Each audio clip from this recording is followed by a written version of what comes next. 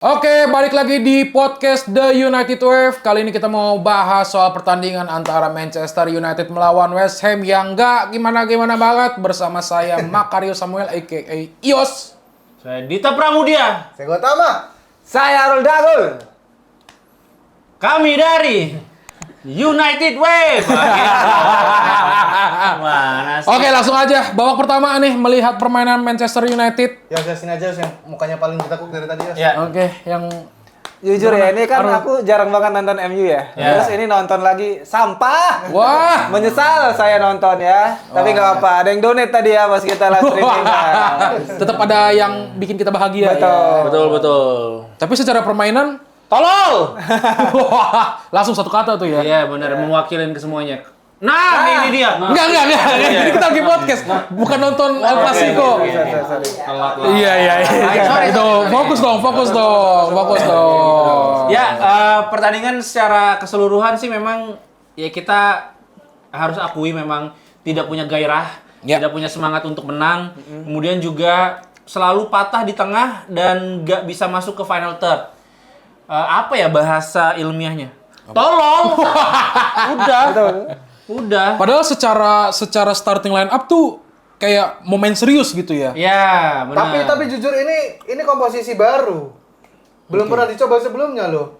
terus lu. Tengah siapa? Bruno Ugarte. Ya. Mon dan Mainu main bareng kan pertama kali di belakang striker. Iya, betul. Itu yang Mon bikin- main lu pertama kali ya ini ya? Iya, tandem ini pertama kali dan tuh yang bikin kayaknya nggak jalan karena emang baru banget dicoba tuh. Ya, tapi paling kelihatan adalah ketika Bruno bermain di nomor 8 bukan nomor 10 jadi lebih ke dalam dan agak sulit untuk melakukan progresi bola. Ya. Bola-bola yang ke depan gitu. Terus juga memang ya berapa kali cukup sloppy di lini belakang dan akhirnya diganjar gol pertama kan. Ya.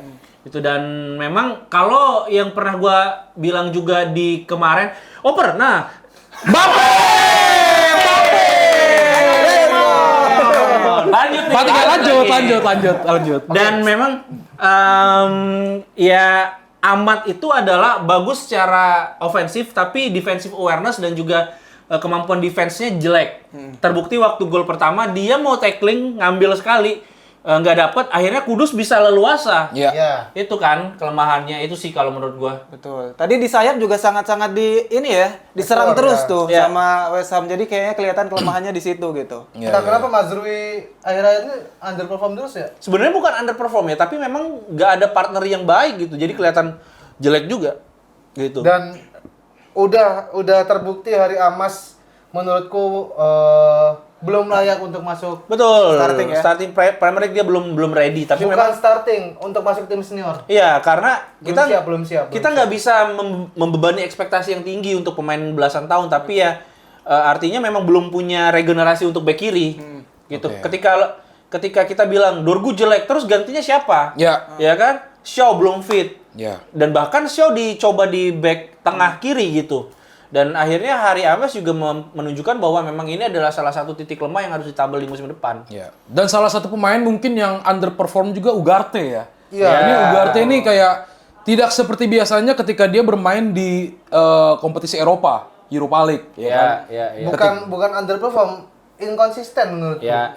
Dia tuh naik turun gitu. Dia tuh seperti kalau yang dilihat tadi selama pertandingan, dia tuh seperti ingin menunjukkan sesuatu ke Wan-Bissaka karena dia selalu kayak ini loh gue yang paling kuat gitu loh. Kelihatan nggak sih ngadu body terus sampai akhirnya kan terjadi blunder yang akhirnya mengakibatkan kebobolan tuh ya kan gol pertamanya United gitu. Iya, makanya kan dia pengen nunjukin ke Ugarte kan pengen nunjukin ke Wan-Bissaka kan. Wan, bisa nggak gitu kan. Oh iya benar. Wan-Bissaka ya. Gol pertamanya itu bener Ugarte bukan? Iya.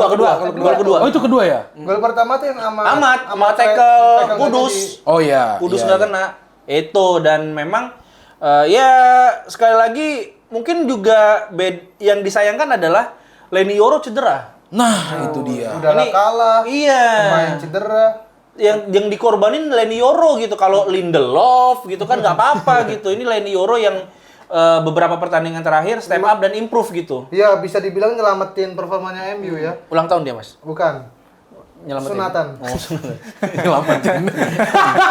Nyelamatin. Oke, masuk. Maksudnya ketika permainan kita lagi buntu nih United, dia tuh tiba-tiba bisa bawa Maju, bola ke depan. Itu beberapa kali dilakukan waktu lawan Lyon, waktu lawan kemarin Bilbao juga. Ya, oke. Masuk babak kedua juga. Tadi Lenioro cedera. Ya, Lenio cedera. Bisa nggak main di final loh, Yoro. Terus ini juga apa namanya? De Ligt juga cedera kan? Deli, iya. Cuma katanya Deli itu nggak terlalu parah. Itu udah dikonfirmasi sama Ruben Amorim pas press conference sebelum lawan West Ham ini. Ya. Heaven salah satu Heaven dia udah latihan, tapi masih latihan terpisah dengan tim utama, squad utama. Ya dengar-dengar sih dia latihannya latihan Muay Thai ya kan. Kejauhan. sama Wing Chun. Wing Chun. Di babak kedua ini, Dari tackle ya. di babak kedua ini permainan United sebenarnya Cukup membaik. cukup membaik Bagus, karena bagus. lumayan sering menyerang ya kan, Iya. tapi balik lagi Blunder tadi. Højlund ini bener-bener striker yang bener-bener lebih tumpul dari pensil 2B ya kan. Pensil 2B di bawah-bawah. Menurutku Dulu seru. menurutku ini deh, bau aja dia. Nggak hoki, Iya, nggak hoki. kayak tadi ada momen di mana dia tap in gagal, ya kan, terus juga yang Amat One on one, bawa ya. one on one dioper sama Amat terus juga gagal. Bau aja dia. Emang kayaknya musim ini perlu di apa ya? Ya udahlah, riset lagi lah. Dia mindsetnya mungkin udah kena mentalnya. Perlu mandi kembang dulu sih dia kayaknya ya. Karena tadi yang bagus malah Maguire kan. Begitu dia masuk, iya. banyak banget Betul. peluang Dan- dia yang heading. Ya Allah. Gitu. Iya. Anjir. Waduh, gak gol. Gak gol. Gitu, Maguire tadi 3 peluang loh, heading 2 kali sampai Iya. tadi peluang. Yang peluang akhirnya ke 3 kali Højlund. gitu ini. Iya ya. Ya, Tadi Højlund tiga kali. terakhir, Iya, yang iya, terakhir iya. ke Højlund. Iya. Tapi ya memang ya udahlah, maksudnya memang kita udah harusnya ngelepas dan tahu diri bahwa di Premier League bakal seperti ini gitu. Bahkan nanti lawan Chelsea, mana Chelsea juga adalah tim yang akan ngotot karena main di Liga Champions, mau ngejar di Liga Champions. Ya udah gitu, siap-siap aja kalah lagi gitu. Dan ini juga di pertandingan lain Spurs lawan Crystal Palace kalah 2-0 juga di kandang juga. Iya. Dan ini adalah dua-duanya finalis Europa League. Europa League betul. Ya ini jangan-jangan memang Europa League, final Europa League rasa playoff degradasi gitu. Playoff ya. Ya. Iya. Ya, pokoknya, Iya. pokoknya itulah. Dan ya kita sekarang alihkan fokus ke Eropa. Eropa, Yes. iya. Ya betul memang sekali. udah tutup buku lah untuk Premier League, gak usah berharap banyak. Cuman nonton aja lah yang penting. Jadi pemain terburuk siapa? Untuk laga ini? Ya.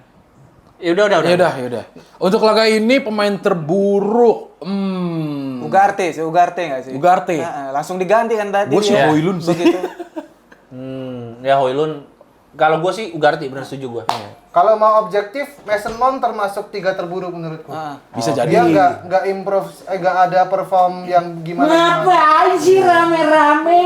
Nonton nih. Nonton Barca Madrid ya? Nggak bisa ngobrol dari tadi. Fiska Barca, hei. Ya udah. Ya udah. Itu aja berarti ya, Ya. podcast kita kali ini. Ya harapannya semoga untuk di final Eropa itu permainannya nggak kayak gini lah ya. Amin. Dan semoga pemain-pemain yang tadinya cedera bisa kembali lagi. Iya. Gitu. Oke, kalau Fit begitu. aja dulu lah ya. Ya, yang penting semua fit, bisa main Berarti bagus. Break 2 minggu ya? Break seminggu. Seminggu apa 2 minggu? Seminggu kan langsung Chelsea minggu depan. Minggu depan Chelsea. Minggu Iya. depan Chelsea. Nggak ada break, nggak ada break. Nggak ada break. Gak ada break, gak ada KitKat. Ya udah kalau begitu, terima kasih semuanya. Kita pamit undur diri. Saya Ios. Dita Pramudia. Kau utama. Arul Dagul. Saya Sampai jumpa.